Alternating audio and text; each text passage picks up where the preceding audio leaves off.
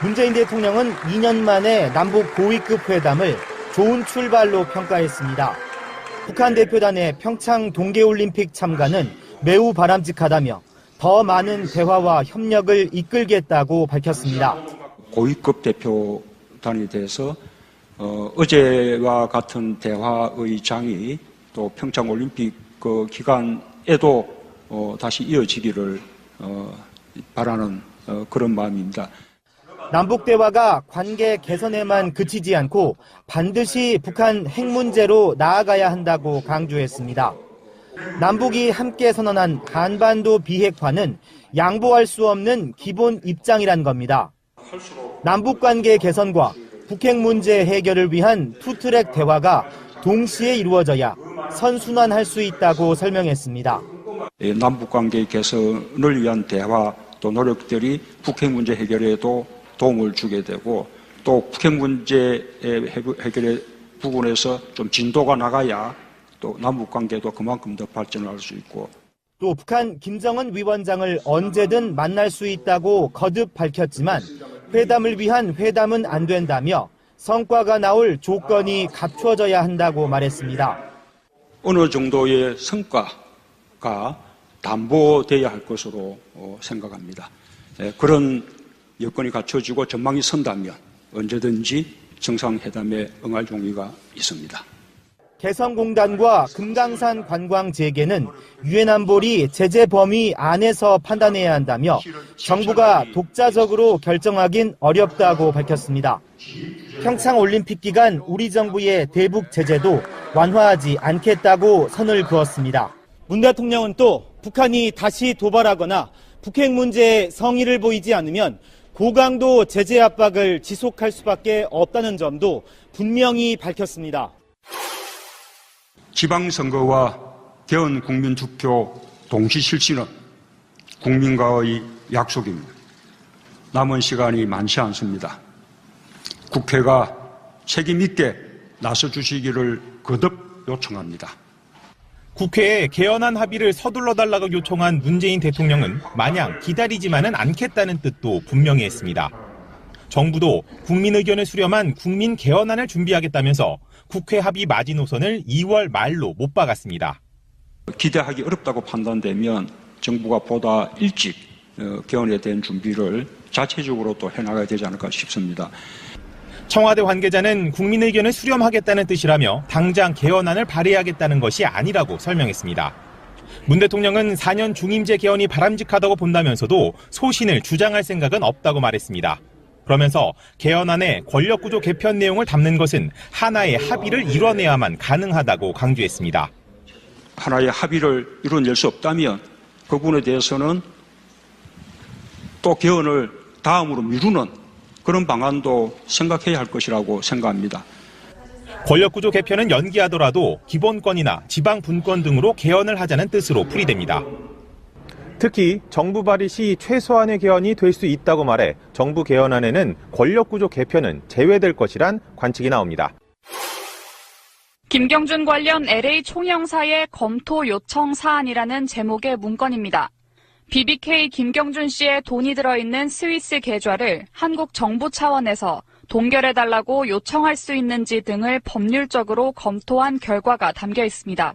지난 2009년 이 문건을 작성한 건 청와대 법무비서관실 양모 행정관이었는데 당시는 주가를 조작한 BBK 김경준에게서 돈을 돌려받으려는 다스와 다른 투자자들의 소송이 진행되던 때였습니다. 양 전 행정관은 SBS 취재진에 김재수 당시 LA 총영사가 요청해 문건을 작성하게 됐다고 말했습니다. 김재수 전 총영사는 다스 소송 대리인이었는데 미국 영주권자이면서 한국 외교관인 총영사로 임명돼 논란이 됐던 인물입니다.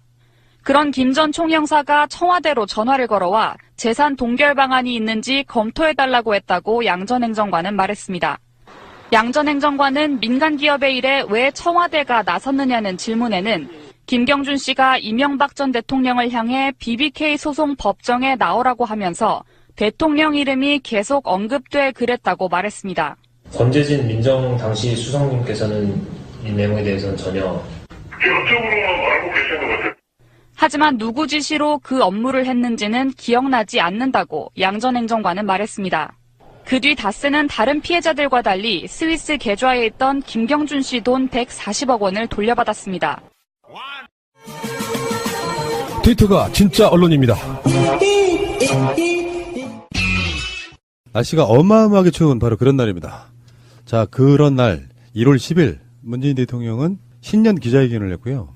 그리고 그 전날 남북 고위급회담에서는 정말 좋은 성과들이 많이 나왔습니다. 자, 그런 저런 이야기들을 묶어서 한번 이야기 한번 해보겠습니다. 어마어마하게 추운 날 저 멀리 시골 인천에서 달려오신 유명정님. 안녕하세요. 시골 인천에서 달려온 이 추운 칼바람을 헤치고 온 유명정입니다. 당황하고 황당해하는 거 봐.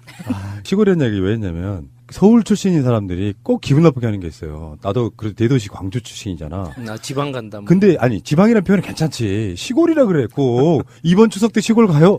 나 광주라고 임마. 그래서 내가 한번 안가품 한번 해봤어요. 나는 서울 사람이잖아 지금. 아니, 인천은 시골이 맞는 게요. 어젯밤에 눈이 살짝 한 3mm, 5mm 정도 쌓였는데 길이 다 빙판이졌어요. 제설 작업 안 해서. 유정복 씨 그 시기 때문에. 시골 맞아요. 와, 서울은요 편집 끝나고 잠깐 운동 나갔을 때 걸어보니까 딱 나가는 순간에 이미 이면도로까지는 아니더라도 웬만한 마을버스 정도 다니는 도로는 소방차처럼 생긴 차가 있어. 계속 연막칼슘 뿌리고 다니는데 정말 부지런하구나 봤고요.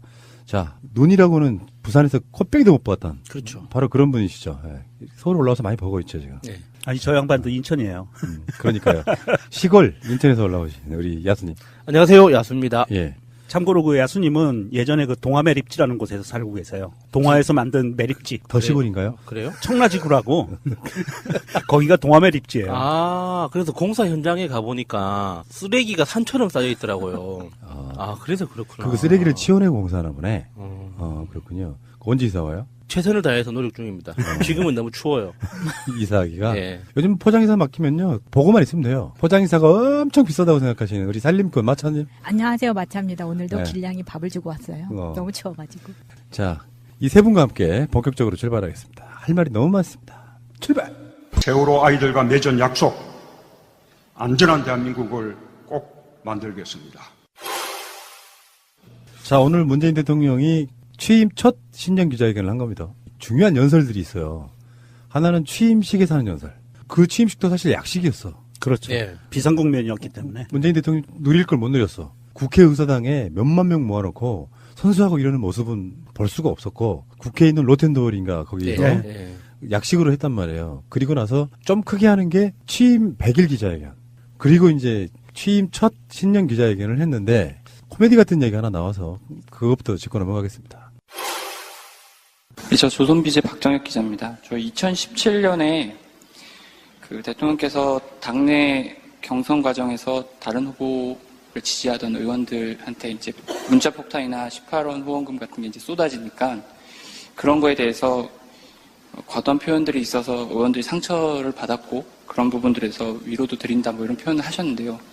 사실 제가 이 얘기를 거창하게 드린 이유는 기자들이 이제 기사로 표현을 할 때 최근에 이제 대통령이나 아니면 정부 정책에 대해서 비판적인 기사를 쓰면 댓글들에 굉장히 많은 안 좋은 댓글들이 달리는 경우가 많은데요. 지지자분들께서 좀 보내시는 그 격한 표현이 많이 있는 것 같습니다. 대통령께서 그런 부분들에 대해서 어떻게 생각하고 계신지 그리고 그 격한 표현들이 있다면 그 지지자분들께 어떻게 표현을 좀 했으면 좋겠다라고 전하실 말씀이 있으신지 궁금합니다.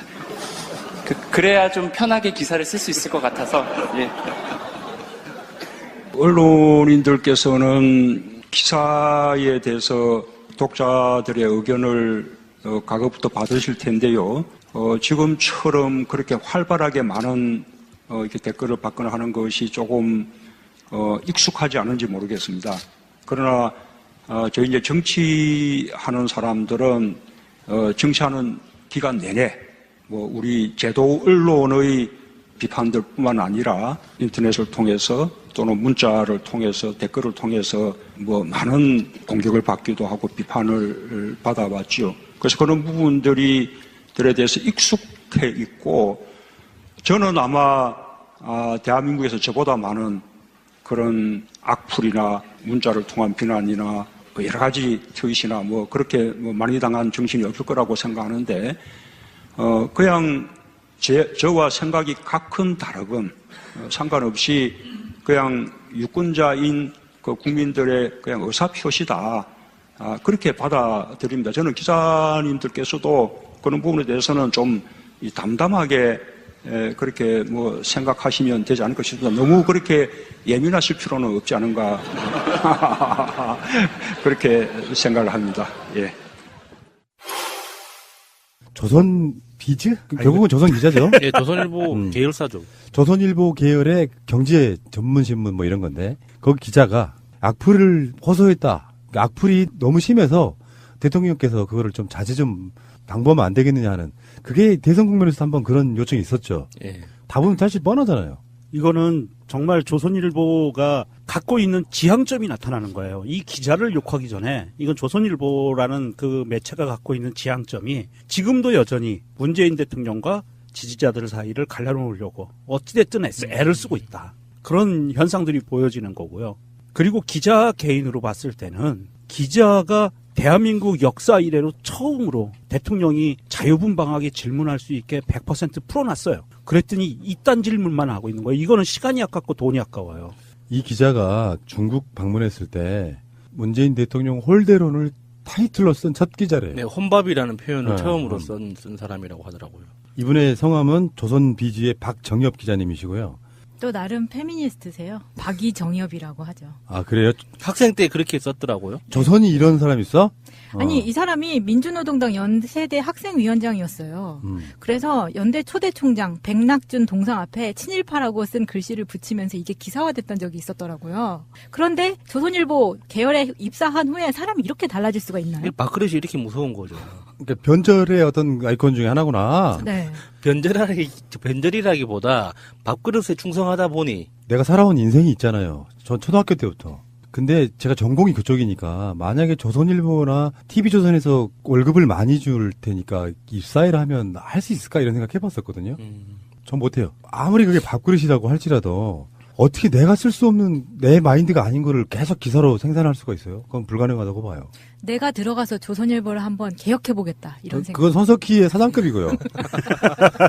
뭐 우리 같은 사람들이 말단으로 들어가면 뭐 왕따 당하고 그냥 뭐 그런 측면도 있겠지만 영혼 없이 기사를 쓰니까 바로 그걸 기레기라고 부르는 건데, 이제 이걸 한번 우리가 분석을 한번 해보자고요. 문재인 대통령이 답이 달라질 건 없어요.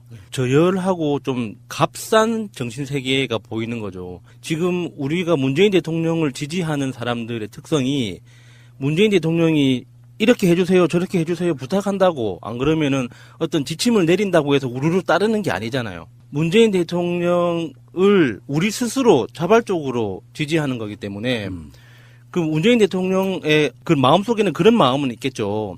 되도록 그런 비판적으로 댓글을 달더라도 좀 고운 말로, 좀 논리적으로, 좀 인격을 좀 보호하면서 이렇게 했으면 좋겠다라는 마음은 있겠지만 그마저도 표현을 안 하시잖아요. 관계가 스타와 팬의 관계 이런 게 아니고 수평적 관계로 보기 때문에 감히 명령 같은 걸 못하는 그렇죠. 거예요. 문재인 대통령이 뭐라 그랬습니까? 저는 아마 대한민국에서 저보다 많은 악플이나 문자를 통한 비난을 받은 정치인이 없을 것이라 생각하는데, 생각이 같든 다르든 유권자인 국민들의 의사표시라고 받아들입니다. 기자분들께서도 담담하게 생각하면 되지 않나 싶습니다. 너무 예민하실 필요는 없지 않나 생각합니다. 잘 되라는 격려로 받아들이면 그렇게 많이 스트레스는 안 받아요.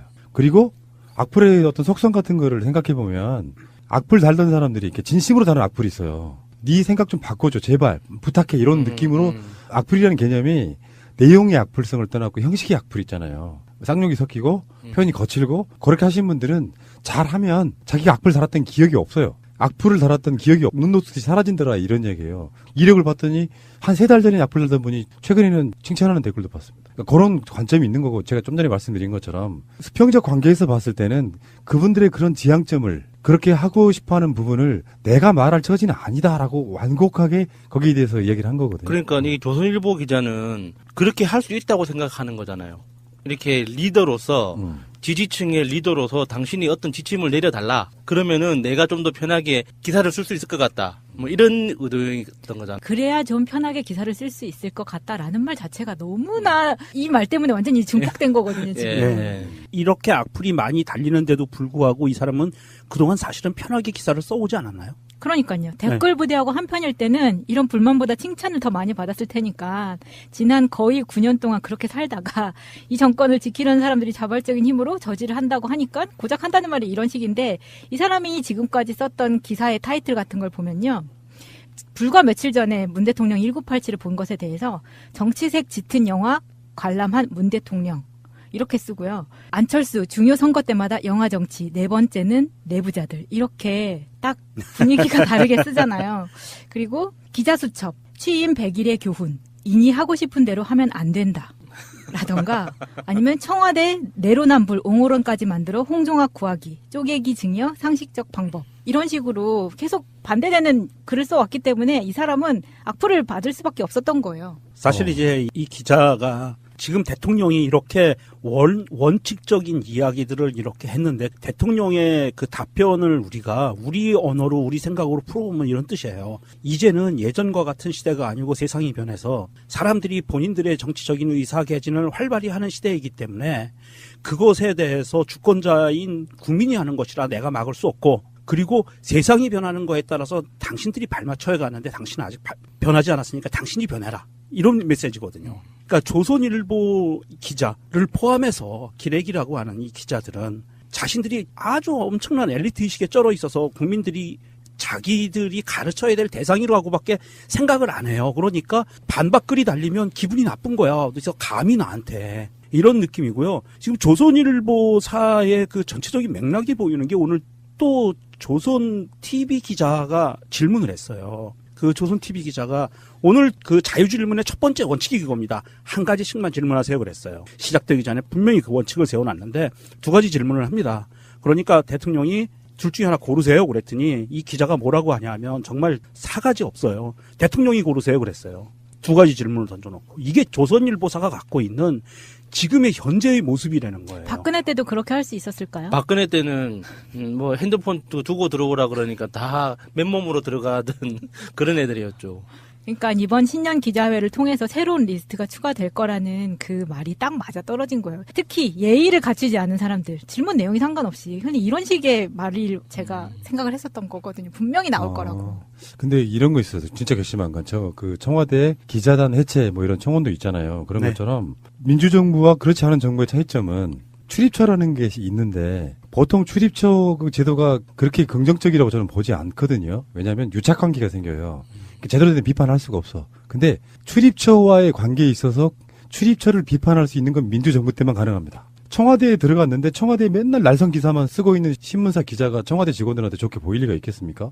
그런데 박근혜 정부 때 같은 데서는 워낙에 그런 것들에 대해서 민감하게 받아들이니까 날선 기사를 쓸 수가 없는 거예요. 그러니까 맨날 찬양하는 거 외국 갔다 오면은 무슨 경제효과 막 사죠 뭐 이런 식의 말도 안 되는 기사를 써대면서 유착 관계로서 유지하다가 정권이 바뀌고 거기에 대한 특별한 보복도 없고 자기가 갑이라고 생각을 하는 거예요. 더군다나 조선일보 정도 같으면은 그런 느낌이 정말 강할 거라고 생각이 들어요. 천상천하 유아덕존 이런 느낌 있잖아. 문재인 대통령이나 현 정권에 대해서 가르치려 들고 뭔가 조그만 꼬투리가 보이면 그거를 확대시켜가지고 기사 타이틀로 쓰고 이런 짓거리를 하고 있으니까 청와대 기자단 해체하라는 청원이 걸리는 거거든요. 노무현 대통령의 생각이 저는 맞았다고 생각해요. 출입처를 없애는 게 맞습니다. 기자실이 없고. 근데 그게 예전에 권위주의 시대에는 그거라도 얻어 먹어야 될 사람들이 가서 정상적으로 출입하면서 어떤 정보를 얻어왔는데 그 자체가 홍보용이에요. 출입처에서 나오는 좋은 재료가 신문사나 방송사 기자들한테 나갈 때는 좋은 기사가 나가지 나쁜 기사가 나가겠습니까? 근데 홍보용인데 그러면서 유착하게 되니까 그런 것들이 잘못됐다고 생각을 해서 사무실 같은 걸 없애는 형식으로 해서 자유롭게 취재는 하되 그 취재 자체가 어떤 자율성이랄까 이런 것들을 더 보장하려고 했었는데 그때 난리가 났던 기억이 나고요. 이야기를 들어보니까 출입처 취재단 자체가 일종의 계급화돼가지고 이 메이저 언론 그리고 그 한 중간 규모의 언론, 이게 소형 언론, 그리고 신생 언론 이렇게 완전 계급처럼 돼서 굉장히 심각한 문제가 많더라고요. 출입처 내에서도. 그래서 그런 불합리한 제도들을 왜 다 참고 있는 건지 좀 납득하기 힘들더라고요. 자, 잠시 후에 다시 오겠습니다. 남북 대화 성사에 대한 트럼프 대통령의 공은 매우 크다고 생각합니다. 예, 감사를 표하고 싶습니다. 이 기자회견에서 가장 기억에 남는 게 그거였어요. 남북 관계가 지금 굉장히 회복되는 그 남북 고위급 회담 뒤에 기자회견이 열려가지고 이 상황이 트럼프가 역할이 있었다고 믿느냐 뭐 이런 식의 질문을 했단 말이죠. 그러니까 문재인 대통령이 이 상황은 트럼프 대통령의 공이 크다고 이야기한다 하니까 기자들이 다 웃어요. 나는 그거 왜 웃는지를 모르겠대. 그거 왜 웃어요? 아니 트럼프가 계속 자기 공이라고 트위터에서 얘기를 했기 아니, 때문에 그렇다고 아니에요? 하더라도 이게 문재인 대통령 입장에서는 트럼프의 공이라고 이야기를 해야 되는 게 맞는 거죠. 좀 맞죠. 지켜 예. 세워주는 예. 그런 분위기 아니었어요? 올림픽이 끝난 이후에는 김정은의 공이라고 또 추켜 세워줘야 되는 거죠. 근데 너무 트럼프에 대한 이미지가 희화화돼서 그런지 그런 단어만 나와도 그냥 웃고 시작하는 게 아닌가. 사실 이번 기자회견에서 이 외신 기자들의 역할이 얼마만큼 도드라졌냐 하면 이 외신 기자들은 첫 번째 마차님이 얘기한 것처럼 정말 예의가 있었어요. 한국말로 안녕하세요 인사도 하고요. 새해 복 많이 받으세요. 한국말로 얘기를 하고 그리고 태세 전환 불편하니까 영어로 이렇게 이제 외신 기자들이 이야기를 하면서 정말 예민한 부분을 찔러요. 트럼프와 북한과 미국과 북한과 한국과의 관계에서 만약에 미국과 북한의 입장이 어긋나면 어떻게 포지션을 어떻게 가져갈 거냐라는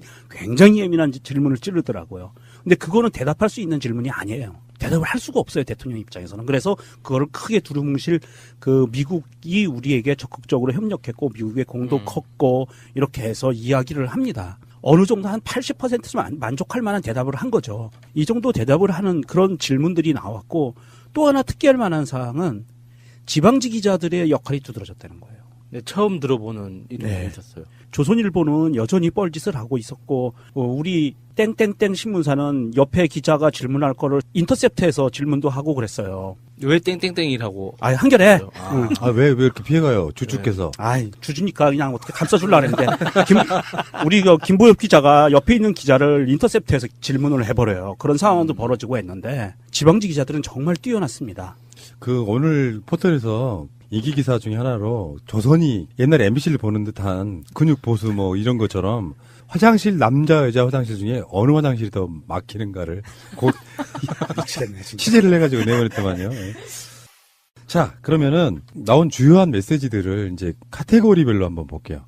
북핵 및 한반도에 대한 이야기. 물론 신년사가 또 따로 있긴 합니다만 실제로 신년사는 우리가 예측했던 대로 이상도 이하도 아니에요. 그래서 기자들한테 일문일답에서 나왔던 내용들을 한번 정리해 보겠습니다. 문재인 대통령한테서 나온 메시지들. 첫 번째. 북핵 대화로 해결한다는데 미국과 이견이 없다. 예. 이 부분은 여러분들 생각하시기에 사실 뻔히 나올 수 있는 답이잖아요. 네. 대화로 해결한다. 어쩌면 이거는 미국한테 하는 말이에요. 무력을 쓸 생각하지 마라. 내가 대화로 이걸 풀어나갈 거니까 라고 똑같은 말이잖아요. 네. 이게 지금 북한과 우리 남한 대한민국의 북조선과 대한민국의 관계가 미국이 옆에 있고 중국도 있지만 사실 미국은 유엔을 통해서 강력한 대북 제재를 지금 단계를 계속 높여가고 있거든요. 그런데 사람들이 착각을 해요. 북한을 말려 죽이기 위해서 저렇게 대북 제재를 하고 있다라고 착각을 하는 거예요. 그래서 김정은이 항복할 거야라고 착각을 하는데 그게 아니라 문재인 대통령의 말은 북한을 대화의 장으로 끌어내기 위해서 대북 제재를 하는 거지.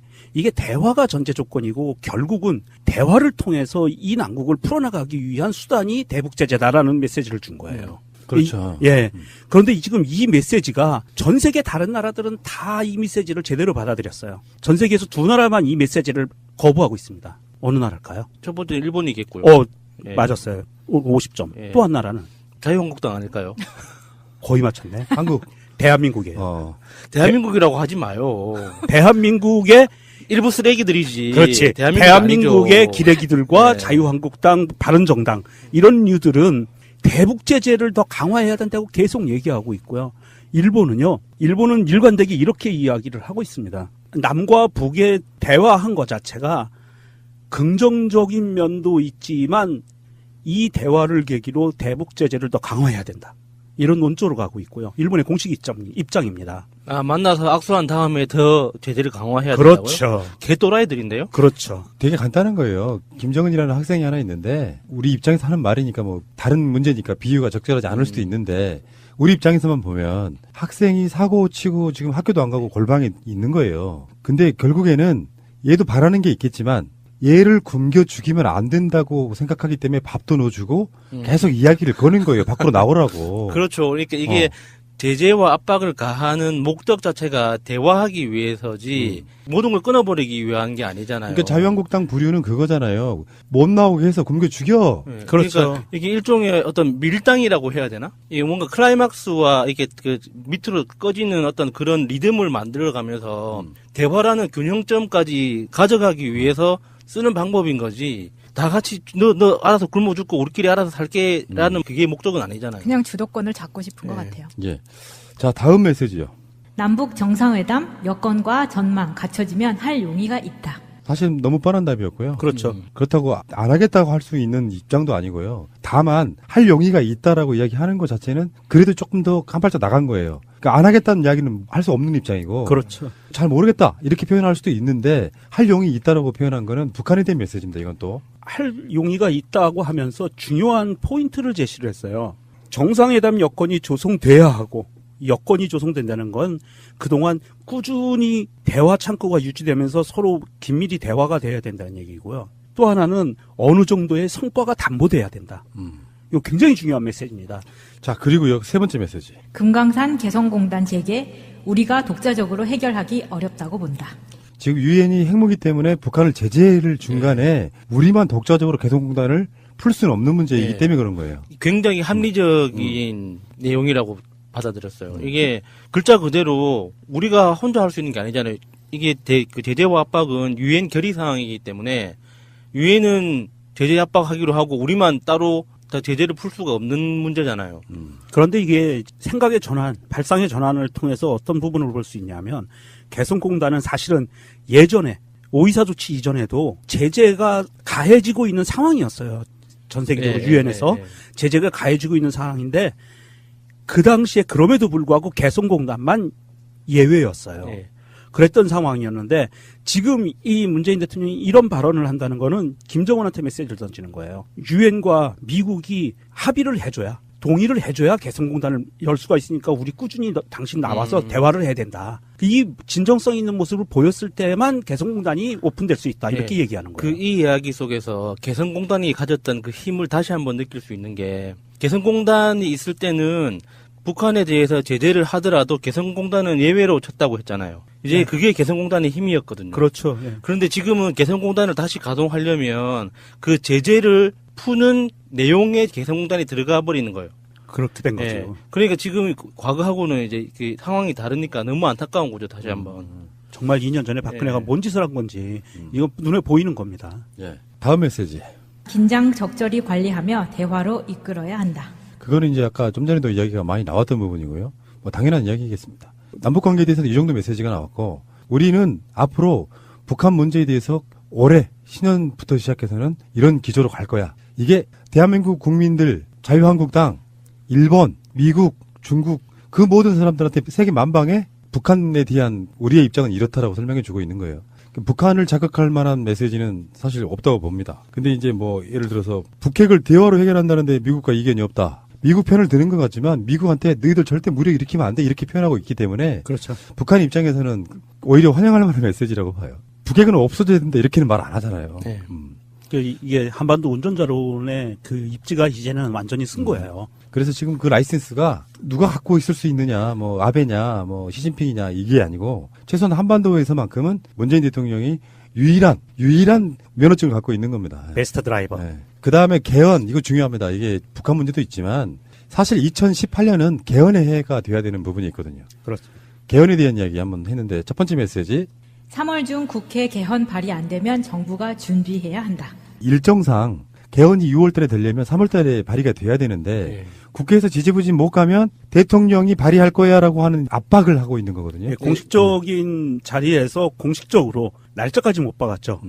기간을 못 박아서 3월까지 준비해 국회가. 만약에 국회에서 3월까지 준비 못하면 합의가 안 되면 합의 안 되는 거 빼놓고 합의된 것만이라도 정부에서 발의할 거야 라고 지금 딱 공식 그렇죠. 천명한 겁니다. 데드라인 준 거예요.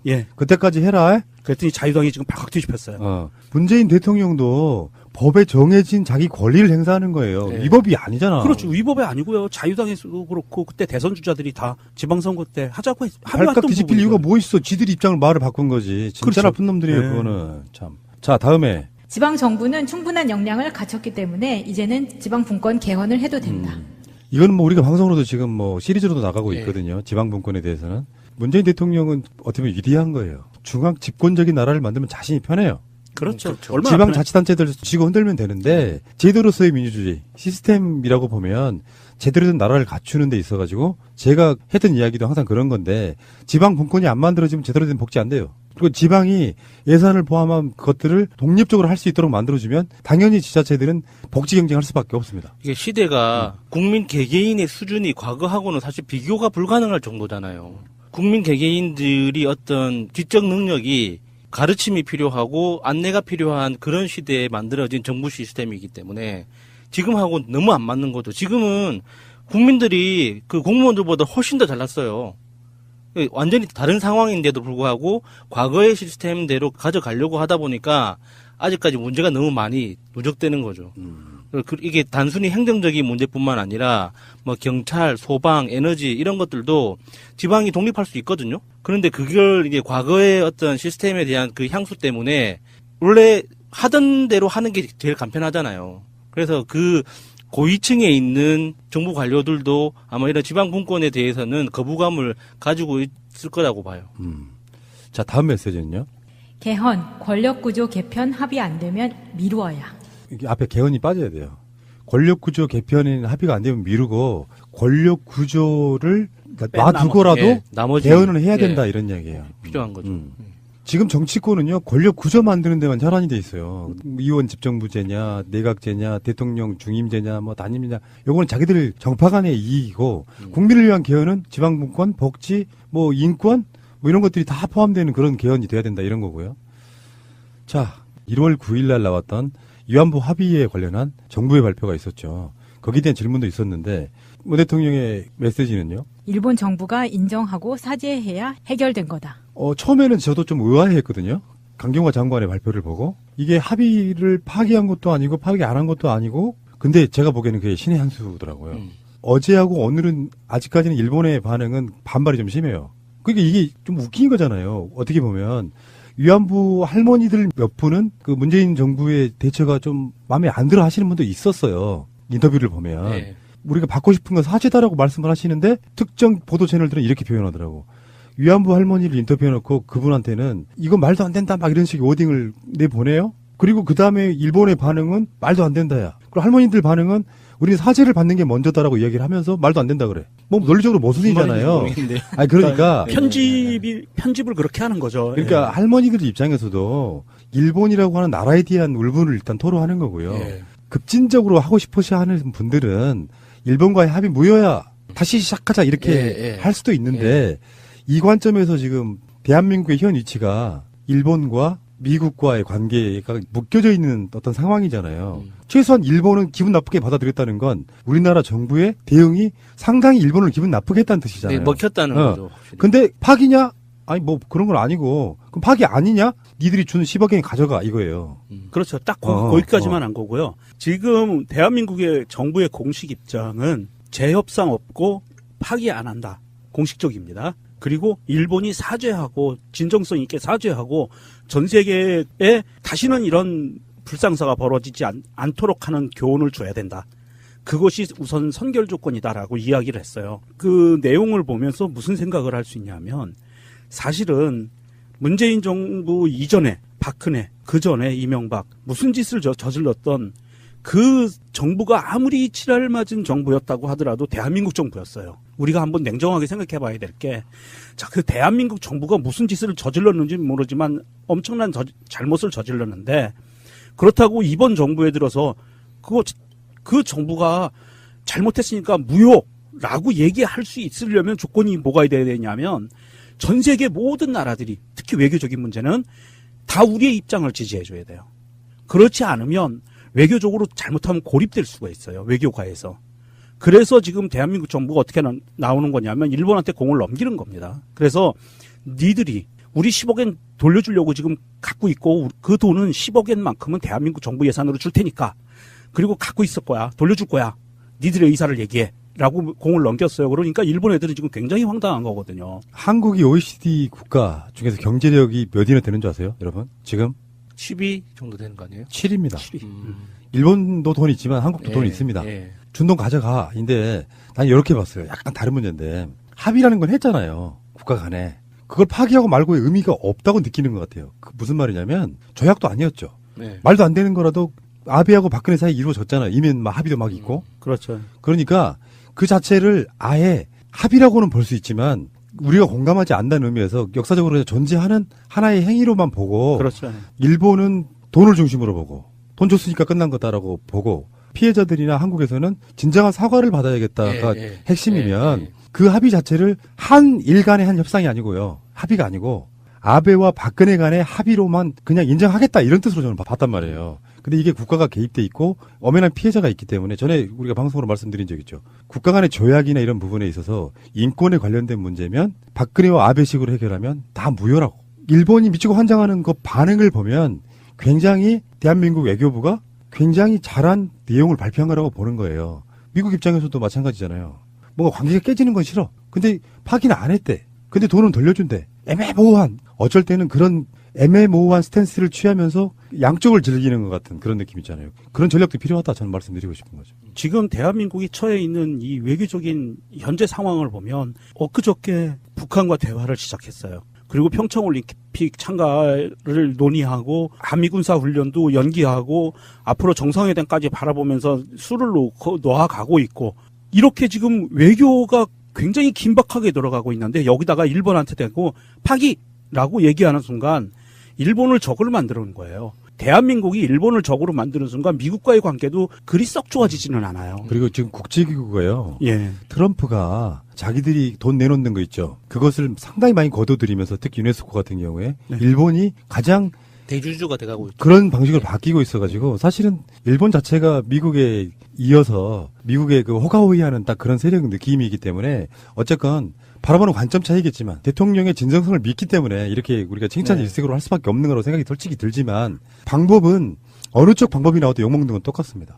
그래서 이번에 나온 메시지는 딱 하나예요. 일본이 박근혜 때 한 건 사과 아니야. 아베가 전화해서 박근혜한테 사과하는 게 뭔 사과입니까? 그렇죠. 그럼 결국에는 이 합의는 다 무효된 거예요. 자, 재벌 개혁에 대해서 뭐라고 그랬습니까? 재벌 개혁은 재벌 대기업의 경쟁력을 키우는 일. 문재인 정부에서는 김상조 위원장 등을 통해 가지고 1년 정도 지금 유예하고 있어요. 스스로 시스템을 고쳐라. 정말로 정부가 개입하는 순간에 끝날 수도 있어. 그래서 원건파인 김상조 위원장이 지금 그 자리에 있는 거라고 보시면 되고요. 어쨌건 재벌들한테는 이런 메시지 줬고요. 자, 다음에 아랍에미레이트 협정에 대해서 뭐라 그랬습니까? UAE와 흠결 있는 협정이 있다면 시간을 두고 수정하겠다. 이 부분은 또 다른 방송도 이야기가 또 나올 거니까 뭐 깊게 이야기는 안 하겠지만 요즘에는 다 맥락이 나와버렸어요. 네. 비밀 무슨 협정이라고 해도 나오는 메시지가 다 나와가지고 무엇이 문제인지 나왔는데 예초에 임종석 실장이 UAE를 간 이유가 이제는 이해가 좀 되더라고요. 모든 얼개가 다 나왔으니까. 그 이야기는 다른 방송에 다시 하겠습니다. 어쨌건 간에 칼둔도 어제 와서 청와대에 들렀다 대통령을 예방하고 갔죠. 잘 해결된 것 같아 다행인데요. 문제는 이명박 같은 자들이 정권으로 있을 때 도대체 뭘 어떻게 해먹은 건지가 감이 안 올 정도. 자, 최저임금 이거 중요합니다. 이거 뭐 또다시 우리가 다시 다룰 텐데요. 최저임금에 대해서 뭐라고 그랬습니까? 최저임금 인상 정착되면 경제가 살고 일자리가 늘어납니다. 지금 최저임금에 대해서 저항하는 세력들이 엄청 많아요. 일단 자유한국당, 재벌들 쪽에서는 사실 그 얘기 잘 안 나오는데 언론들이 계속 최저임금의 부정적인 보도를 엄청 쏟아내고 있거든요. 네. 직원들을 자르고 있다. 경비 노동자분들이 잘리고 있다. 뭐 이런 식으로 계속 보도를 하고 있고 여기다가 안철수도 한 숟갈 얹었는데 그 부분은 다시 다루도록 할게요. 어쨌든 간에 문재인 정부에서 정치 아젠다, 적폐청산 뭐 이런 것은 당연히 해야 되는 거고요. 그런데 실질적으로 문재인 정부의 성패를 가를 만한 가장 중요한 밑바탕에 들어있는 게 바로 이 최저임금 부분이기 때문에 엄청나게 많은 신경을 쓰고 있다는 이야기를 한번 드려보고 싶습니다. 주로 이런 이야기들이 좀 나왔고요. 그 자유질의를 보고 있으니까 이제야 제대로 된 대통령이 우리 앞에 나타났구나 이런 생각이 좀 들더라고요.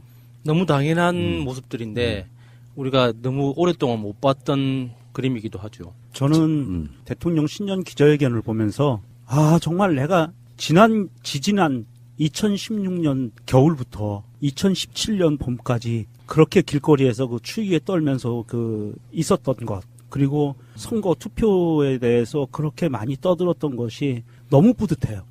너무 자랑스럽고 그랬습니다. 예. 사실 이런 기자회견을 볼 수가 없는 상황이었거든요, 우리는 그동안. 심지어는 평창 마스코트를 손에 들고 손을 번쩍 든 기자도 있더라고요. 어떻게든 지목받기 위해서. 어쨌든 열기가 뜨거웠습니다. 네, 어떤 기사에서는 봉숭아학당이라고도 표현을 했더라고요. 저요. 하늘에서 눈이 내요. 그러니까 뭐 대통령이라고 디테일하게 숫자까지 다 알 필요는 없어요. 큰 흐름을 갖고 국정 운영을 이렇게 하겠다 하면 디테일한 것들은 장관들이 또 청와대에 있는 비서들이 또 그렇게 가는 거니까요. 오바마 대통령 같은 경우도 기자회견 같은 거 하면 자유스럽게 막 이야기하고 팔짱도 끼웠다가 막 호주머니에 손도 넣었다가 그게 꼭 바람직스럽다고 생각지는 않지만 잘 생각해 보시면은 우리나라 대통령들 속에 그런 비슷한 모습 보여준 사람은 제가 봤을 때는 노무현 대통령밖에 없어요. 이번 기자회견 75분 걸렸대요. 그래서 지금 미국의 워싱턴 포스트 기자가 기자회견에 대해서 트윗에 올렸는데요. 놀랍다. 75분이다. 그 미국보다 훨씬 더 낫다.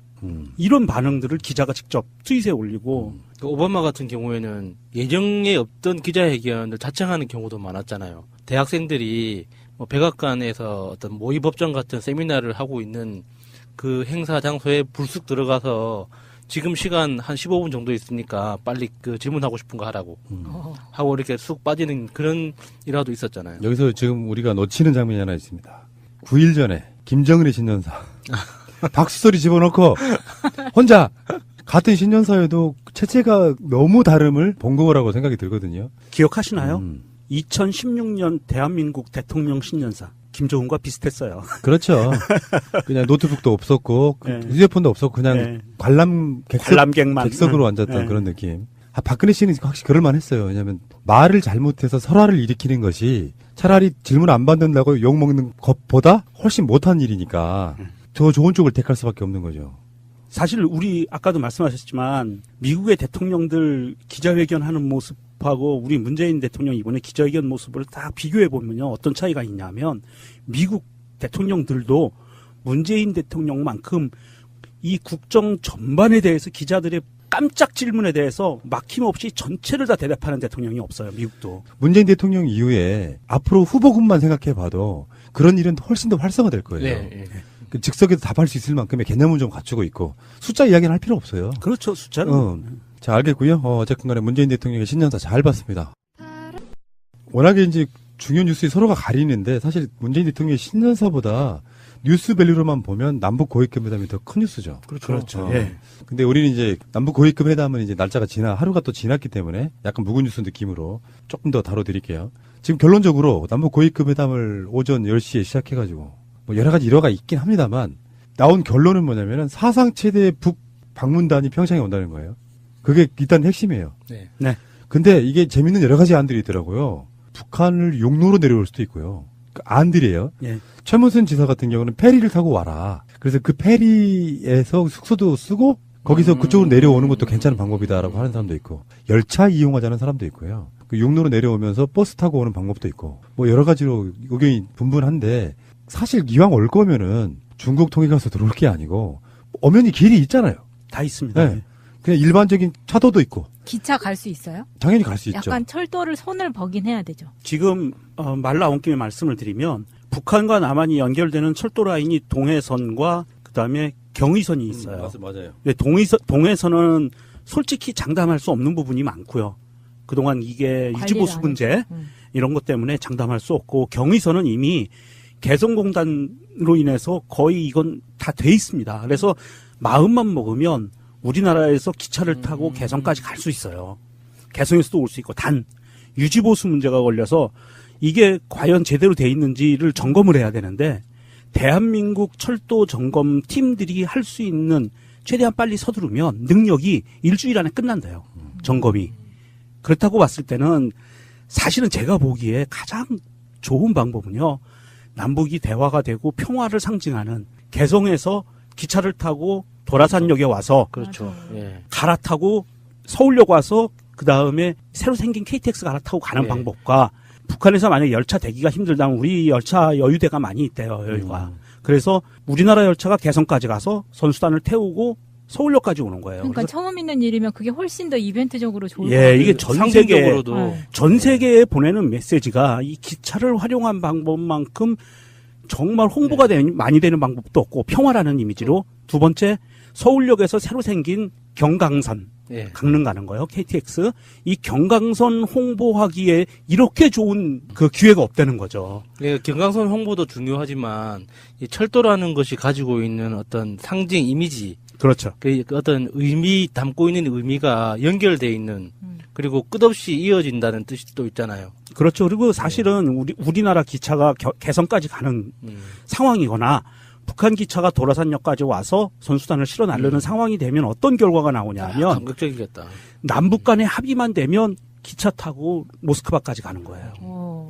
저는 이것이 이루어질 것 같아요. 용로를 오는 방법이.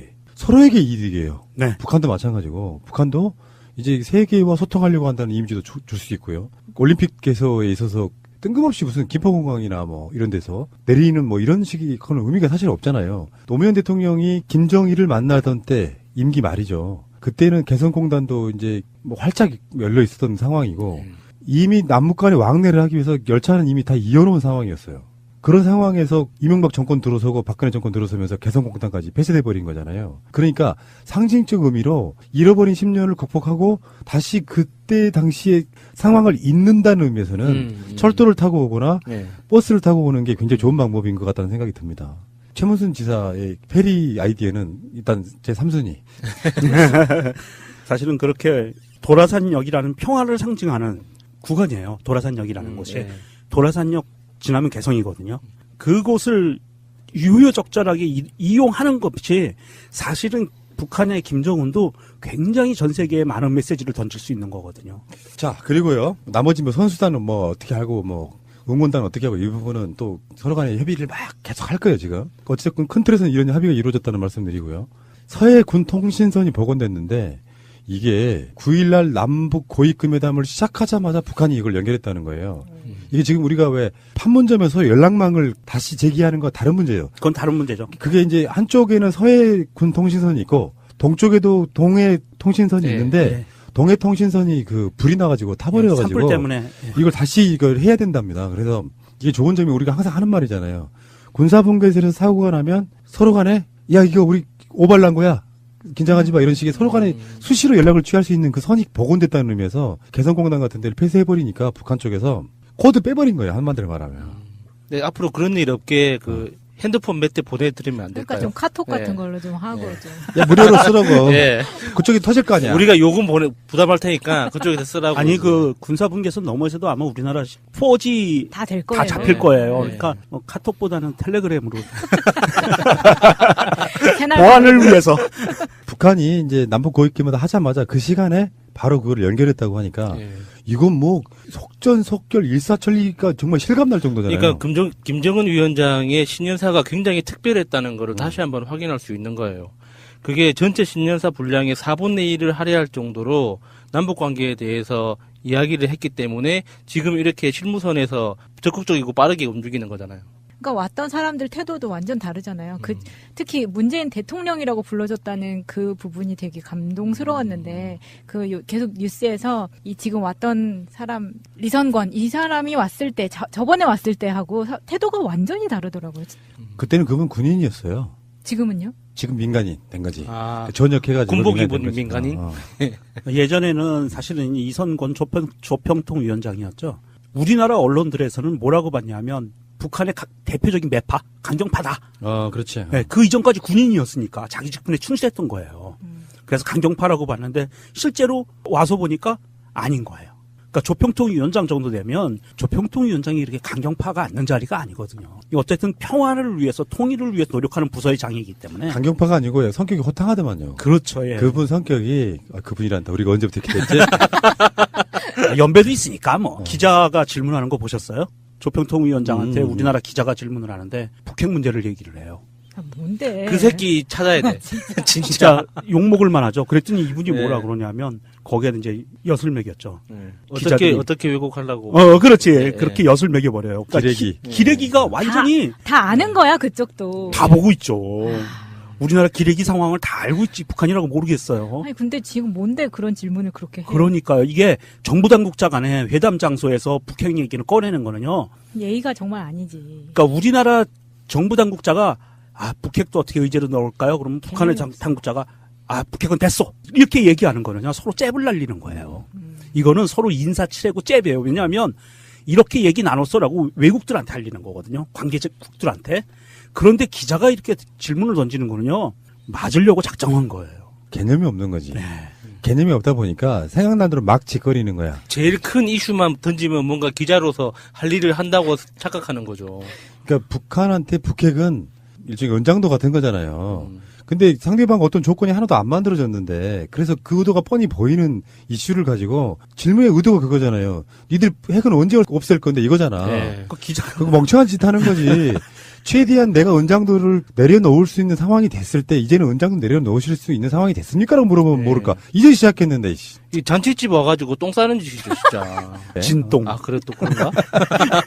이런 개망하네. 문재인 대통령도 실시간으로 그걸 들었다고 합니다. 모니터링을 하면서 이제 잘 되고 있나. 그러니까 그 시간에는 어떤 일정이 있을 수가 없는 상태로 청와대에서 이렇게 들으면서 조명근 장관이 잘하고 있나 뭐 이런 식으로 들었을 거고, 북한도 마찬가지일 거 아니에요. 그러면 김정은도 그렇게 듣고 있을 거고, 사실은 간접 정상회담이 이루어진 거예요. 그렇죠. 그 선을 건너서 하고 싶은 이야기들은 다 하게 된 거고요. 그걸 문재인 대통령과 김정은 위원장만 들었을까요? 지금 우리 이 방송도 듣고 있을 거예요. 아, 그럴래나? 동무들 잘 듣고 있습니까? 그 상황을 라이브로 미국도 들었을 거고요. 중국도 들었을 거고요. 일본도 들었을 거예요. 러시아도 들었을 거고. 라이브로 들었을 겁니다. 이거는 우리와 북한의 기술력으로 그 라이브를 끊을 수가 없어요. 결국에는 북한도 방식은 다르지만 원하는 건 평화고요. 어느 쪽도 다 평화인데 오히려 트럼프가 평화를 진짜로 원하는지를 모르겠다 싶은 정도가 국제적인 분석이잖아요. 정말 무기 팔아먹기 위해서 더 긴장 상태 만들고, 그렇다고 우리는 트럼프를 또 욕할 수도 없어요. 아니, 트럼프야 뭐 나만 유명해진다면 뭐 전쟁을 하든 평화를 하든 뭐든 좋아. 나만 대장으로 취급해줘 이거죠. 그러니까 우리가 트럼프를 이제 살살 달래서 우리가 가고자 하는 방향으로 살살 이끌어주면서 우쭈쭈 해주면 따라옵니다. 쉬는 시간에 TV하고 트위터만 한대잖아요. 미스터 트럼프, SNS는 인생의 낭비요. 그 SNS를 아예 하지 말라는 소리가 아니고요. 사적 용도로 쓰기 시작하면 인생이 망가지는 건 순간입니다. 일종의 중독 뭐 이런 개념이 될 수가 있어가지고. 이러면서 이제 좀 기대가 되는 거예요. 우리 방송 3,000회쯤 했을 때 얼마 안 남았어요. 한 3, 4개월 남았습니다. 4개월 남았습니다. 근데 그 시간쯤에 그 후에는 남북관계가 어느 정도 진전이 돼 있을까? 우리 방송으로 저는 꼭 그건 전하고 싶어요. 정말 날씨랑 같이 갔으면 좋겠어요. 봄이 오듯이 녹고 여름이 오듯이 뜨거워지고 예, 가을이 오면은 이렇게 뭔가 추억이 있고 무르익고 이랬으면 좋겠어요. 그리고 겨울에 춥고. 예, 겨울쯤 되면 이제 그 미사일 한번 빵 쏘고 미국도 긴장하고 기분 나쁘고. 아, 겨울 되면은 예. 저기 백두산에 눈꽃 구경 가야죠. 기차 타고. 아니, 그래도 우리가 그렇게 되더라도 한번 풀리기 시작한 걸 되돌릴 수는 없으니까. 그러니까 지금 우리가 참여정부하고 국민의 정부를 돌아보면 금강산에 관광 가던 시절이 있었잖아요. 예. 물론 거기서 뭐 총 쏘고 이런 사건도 좀 있어서 좀 중간에 있었지만, 여러분들은 기억하실지 모르겠는데요. 조용필 씨를 비롯한 가수들이 평양 가서 공연을 했어요. 맞아요. 네, 핑클. 그게 교류잖아요, 교류. 그렇죠. 처음에 북한 사람들이 조용필 씨 공연하는 그 표정을 TV로 중계해 준 적이 있었어요. SBS에서 그 당시 10여 년 전에. 근데 그거를 보고 있는데 북한 사람들이 처음에는 되게 벌쭘해요. 처음 들어본 노래들이잖아요. 조용필 씨도 프로그램을 준비를 해갔을 거 아니에요. 네. 북한 사람들이 알만한 노래를 데리고 갔는데 발성 자체가 차이가 있어요. 북한식의 무슨 뭐 악단 그러면 발성이 뻔 이런 거 있잖아요. 한번 해봐요. 내가 지금 혀가 안 좋아서 반갑습니다 이런 식으로 부르는 걸 잘 부른다고 생각하는 거고, 조용필식 발성은 그래도 그쪽에 먹혀요. 근데 그냥 락 발성 있죠. 윤도현 밴드가 간 건 또 다른 의미였어요. 서구 유럽적인 완전 락발성은 좀 안 먹히는 부분도 없지 않아 사실 있는데, 조용필 씨도 사실 락에 기반한 분인데 이분 자체가 음악 자체가 약간 판소리적 느낌도 있단 말이에요. 우리나라 전통 음악 느낌이 있다 보니까 뽕기. 처음에는 굉장히 어색해하다가 나중에는 한몸 돼가지고 2시간 정도 공연이 끝날 때쯤에는 눈물을 흘리고 막 얼싸안고 막 이런 모습 보이더라고요. 그게 10여 년 전에 있었던 일이라고요. 금강산도 가고 평양에 가서 공연도 하고 개성공단은 무시로 들락거리고 그게 다 없어졌어요. 그래서 우리는 7, 8년 정도 사이에 실질적인 막 폐쇄 조치가 이루어지고 막 하는 거 다 합치면 그 사이에 관계가 이렇게 나빠진 거예요. 그렇죠. 그리고 이제 그 관계를 회복시키려면 국제사회, 외국의 허락을 받아야 되는 상황이 온 거예요. UN, 미국으로부터 이게 허락이라면 너무 자존심 상하지만 어쩔 수 없습니다. 동의를 구하지 않고는 그 관계로 다시 갈 수 없는 상황이 돼버린 거예요. 자, 그러면 말이에요. 앞으로 몇 년이 걸릴지 모르지만 벌어질 일들에 대해서 잠깐씩만 코멘트 해보고 끝낼게요. 예를 들어서 김정은도 핵을 포기할 수 있어요. 자기 체제만 보장해주고 안 쳐들어온다는 가정만에 포기할 수 있다고 저는 보거든요. 그런 시점이랄까 그 전망들을 한번 해주시기 바랍니다. 조건이 중요하다고 봐요. 북한이 핵을 만들게 된 근본적인 이유가 50년 넘게 대한민국이라는 나라의 성장 과정을 관찰을 했거든요.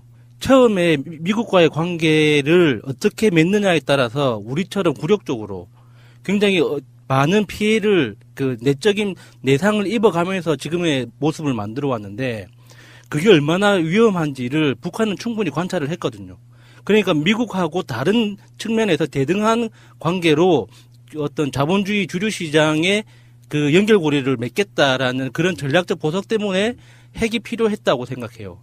그래서 이게 평창올림픽 이후에 미국하고의 관계에서 북한이라는 정치 시스템이 자본주의를 선택하려고 할 때 미국이 그 정도의 어떤 국제사회에서의 일원으로서 인정하느냐 안 하느냐에 따라서 북한의 태도가 다 결정될 거라고 보거든요. 제가 보기에는 아마도 이게 단시간 내에 글쎄요. 북핵 포기라는 부분은 북한이 핵무기를 포기한다는 것과 그다음에 핵 사찰을 받겠다는 것은요. 그 선언이 나온다는 것은 한반도에 이제 영구적인 평화가 온다는 거거든요. 저는 그렇게 봤을 때 한 2021년 정도. 문재인 대통령의 오늘 발언들 중에 보면 그런 얘기가 나와요. 임기 내에 해결하겠다. 예. 그 말은 해결이란 말이 뭐예요? 핵을 동결하거나 아예 못 쓰게 만들거나 폐기하거나 거기에 전제 조건은 미국이 북한과 종전, 평화, 불가침 이런 협정들을 맺어내면 그 순간에 폐기할 수도 있는 거예요. 그게 목적은 아니니까. 그런 면에서 가운데 끼어 있는 직접 당사자인 한국이 어떤 태도를 취하느냐에 따라서 굉장히 빨리 올 수도 있다. 저는 그 시기가 2021년이라고 보는 게 지금 앞으로 충분히 조율해 나갈 시기도 있지만 문재인 대통령 임기 내에 있는 거고요. 그다음에 트럼프가 그 협정을 맺으면 재선이 됩니다. 그래서 저는 그 시기를 보고 있어요. 결혼 기념일이라고 남편이 꽃을 사갔더라고. 아, 행복하겠다 언니. 차라리 돈으로 주지. 먹을 수도 없고 나중에 버리기도 힘들고 말이야. 그러나 마음을 전할 때 꽃보다 좋은 것은 없습니다. 인생에 있어서 돈이 전부는 아닙니다. 꽃은 기쁨과 슬픔을 함께합니다. 새가 날아든다와 연대하는 전국 꽃배달 잠이온 꽃집. 010-3608-7576. 여보, 고마워. 참여정부 시절이던 2005년 8월 23일 국민가수 조용필은 평양 류경 정주영 체육관에서 광복 60주년 콘서트를 열었다. 조용필 씨가 오늘 서울로 돌아왔습니다. 혼을 담은 열창으로 북녘 동포들의 마음을 연 조용필 씨를 직접 만나보겠습니다. 안녕하십니까? 안녕하십니까? 먼저 그야말로 이 역사적인 평양 콘서트 성공적으로 마치신 것 축하드리고요. 몇 시에 도착하셨나요? 평양에서 오늘 10시 20분에 출발을 해가지고 11시 10분에 도착을 했습니다. 네. 50분밖에 안 걸렸어요. 그러네요.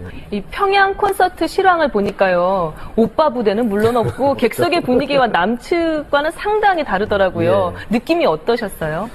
그 음악이 많이 다르기 때문에 또 무대도 많이 다르기 때문에 그 사람들이 그 생소하게 생각을 할 것 같아서 좀 힘들겠다는 뭐 저희들 다 알고 했습니다만 뭐 그런 대로 좋았던 것 같아요.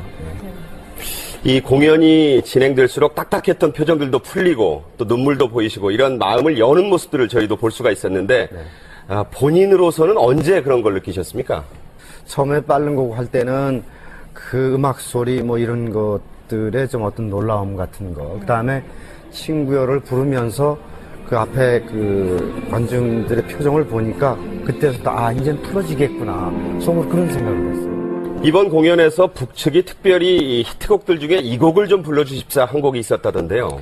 그 겨울에 찻집하고 돌아요 부산아, 그리고 이제 도착하니까 그 허공하고 모나리자, 당일날 홀로아리랑 이렇게 해서 그 총 5곡, 홀로아리랑 같은 건 처음 해보기 때문에 악볼 보고 했어요. 북측 노래 2곡도 준비를 하셨다는데 어떻게 선정하신 건지요? 제가 쭉 한 100여 곡을 들어봤습니다. 그 중에서 자장가하고 험난한 풍파하고 다시 만나네. 자장가는 그 어떤 남과 북의 어떤 동심의 세계로 이건 참 필요할 것 같다. 그리고 험난한 풍파 너머는 꼭 이상가족 그런 느낌이 들었어요. 이 남과 북이 즐기는 음악 장르가 다르지만 북측 관객들이 특별히 이 조용필 씨의 공연, 노래에 감동을 받은 부분이 어떤 거라고 본인은 느끼셨습니까? 아무래도 이제 같은 언어로서는 같은 민족이기 때문에 사실 좀 생소한 그런 음악이지만 결국은 음악을 가사 때문에 이해를 하게 되는 것 같아요. 어떤 정서가 그래도 같은 점은 많이 있다. 그런 느낌입니다. 네. 이번 공연을 통해서 그야말로 국민 가수에서 이제 민족 가수가 되셨다 이런 평가를 북측에서도 받으셨다고 들었는데 그런 감회는 어떠셨어요? 당신은 민족 가수입니다라는 이제 얘기를 했고 좀 그러면서 통일 가수가 됐으면 좋겠다라는 얘기를 했고 이런 공연을 자주 함으로써 이해하고 또 문화를 서로 교류하면서 가까워졌으면 하는 그런 생각이 들었습니다. 네. 이렇게 나와주셔서 감사합니다. 고맙습니다. 감사합니다.